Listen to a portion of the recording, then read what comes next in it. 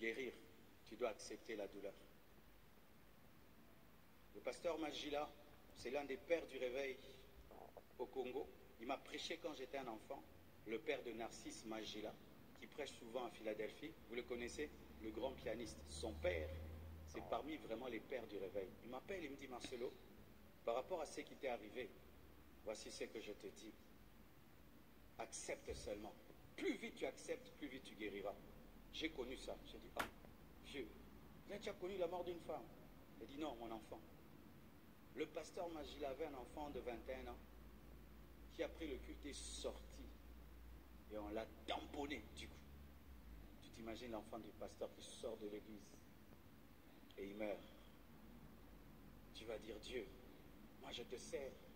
Dieu, pourquoi tu me fais ça? Il m'a dit, c'est moi, il fallait que j'accepte vite. Plus vite j'acceptais, plus vite je guérissais. Il en est de même avec la maladie. Tu sais que si tu as une plaie, tu n'acceptes pas que tu as la plaie. Ça va pourrir. Et si ça continue, on va t'amputer. Et quand tu fais semblant, parce qu'il y a des gens qui tombent dans le déni, tu as perdu quelqu'un, mais tu veux nier.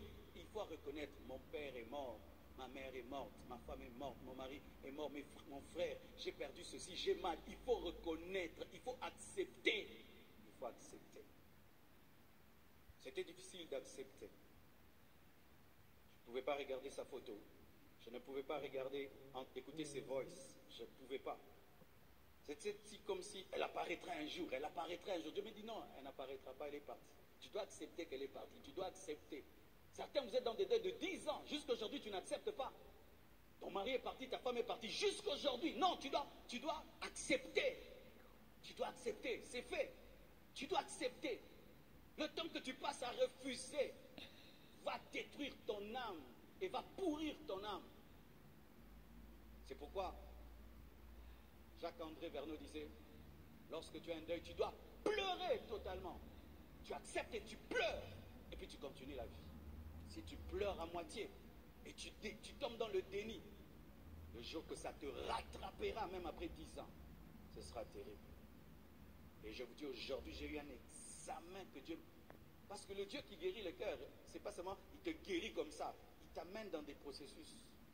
C'était, m'a dit, écoute son voice. J'ai dit, non, non, non, écoute. J'écoute, je pleure. Il dit, oui, elle est partie. Regarde ses photos. Non, regarde. Je regarde, elle est partie. Ok. Entre dans son chantier. J'ai dit, non, j'entre pas. J'entre. Tu vas finir ce chantier à sa place. Ok. Regarde ses habits. Tu refuses. Regarde ses habits. Qui sont là, ça fait des mois. Elle ne porte pas. Elle est partie. Ok. Vous savez une chose que je ne faisais pas? J'entrais jamais dans son bureau à l'église. Je passais comme ça, comme si le bureau n'existe pas. Aujourd'hui, au premier qui me dit, entre dans son bureau. Je dis, entre dans son bureau. Ce bureau-là va rester comme ça. Entre dans le bureau. Au premier culte, j'entre dans le bureau, je m'assieds. Regarde la chaise, je regarde la chaise. Elle n'est pas sur sa chaise. Je dis, regarde. Tu dois accepter. Tu dois changer ce bureau, en faire un salon. Ce n'est plus son bureau. Tu dois accepter. J'ai pleuré. Parce que guérir, ce n'est pas que tu ne pleures plus. J'ai pleuré dans son bureau. J'ai séché mes larmes.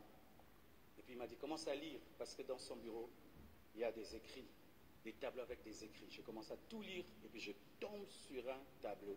C'est comme si elle avait acheté ce tableau pour le jour où j'irai dans ce bureau. Et j'ai trouvé ça, et je vais d'ailleurs m'arrêter là. Je trouve ceci. Il y a ce tableau avec un lion. Elle dit, celui qui est destiné à devenir grand est caractérisé par la patience. Il est forgé par les épreuves. Ses racines se fortifient dans le secret. Le silence le construit et il apprend dans l'humilité. Souvent même dans l'humiliation.